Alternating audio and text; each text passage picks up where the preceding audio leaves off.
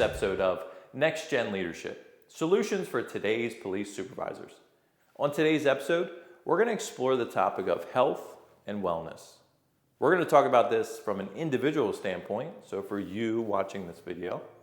We'll look at this from a small group model, how you can help support health and wellness within your team.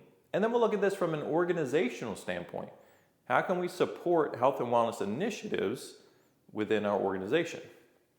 My name is Reid, and not only will I be your host today, but I'm also a 15-year police veteran and the founder of Reid Training Solutions, a training company specifically designed to empower leaders like yourself and elevate your overall performance. So let's look at health and wellness from an individual standpoint. Again, this is for you who's watching this video. Now, I have a very strong stance on health and wellness from an individual standpoint.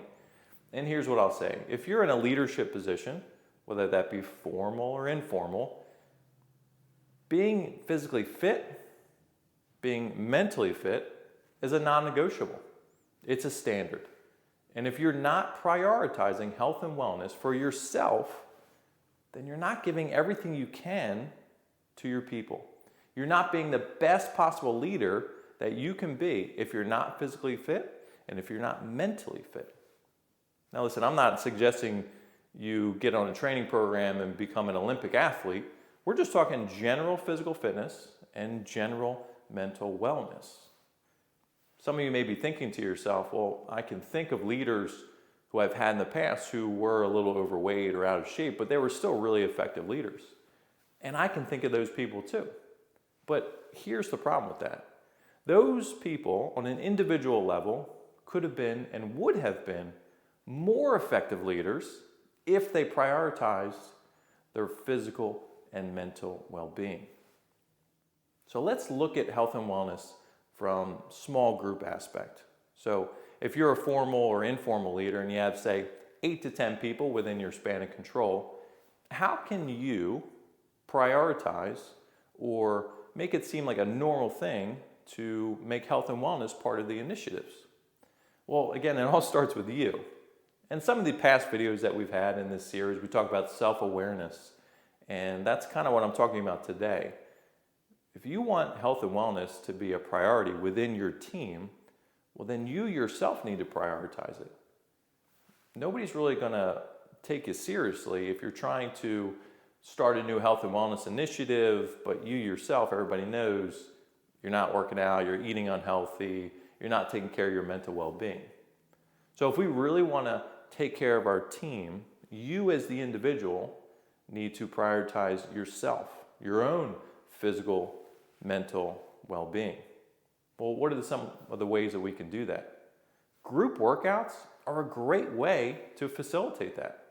Think back to when you were in the academy and you got to work out with your peers.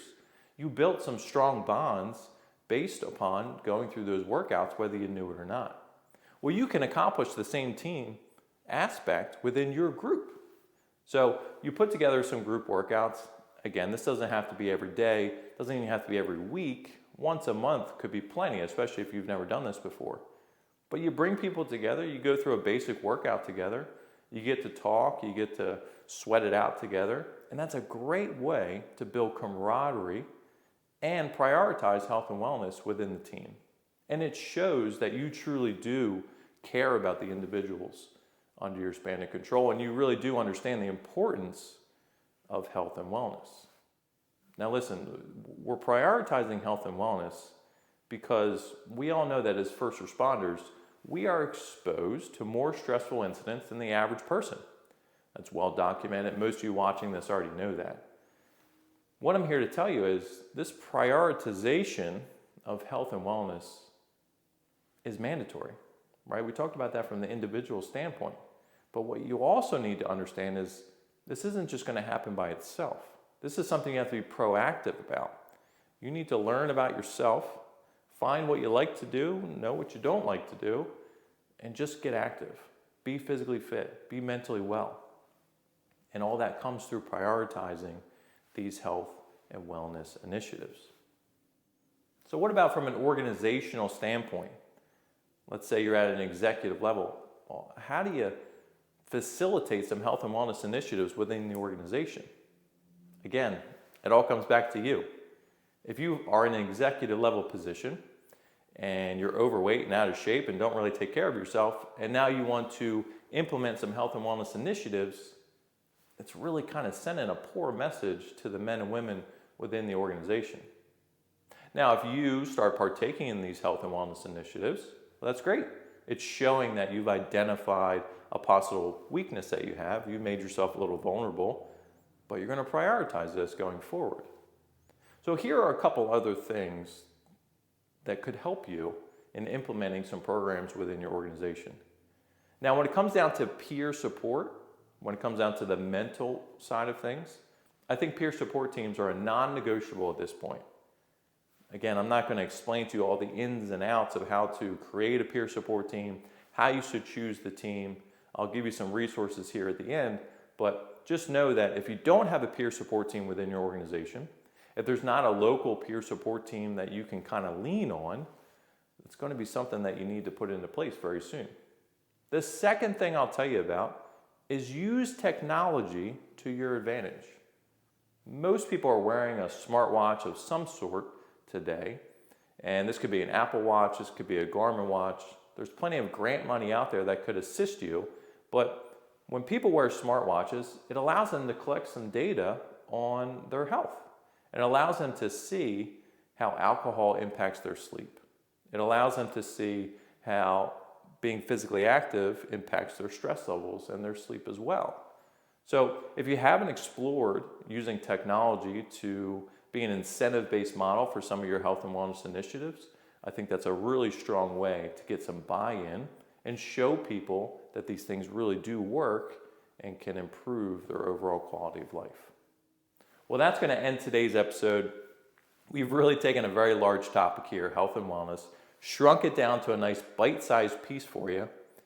But here's what I want to tell you.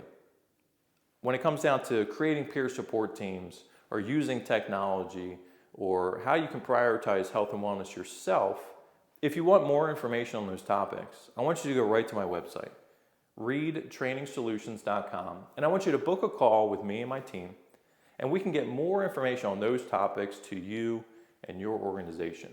Now, I also want you to follow Police One and stay tuned for more episodes of Next Gen Leadership, Solutions for Today's Police Supervisors. Thank you.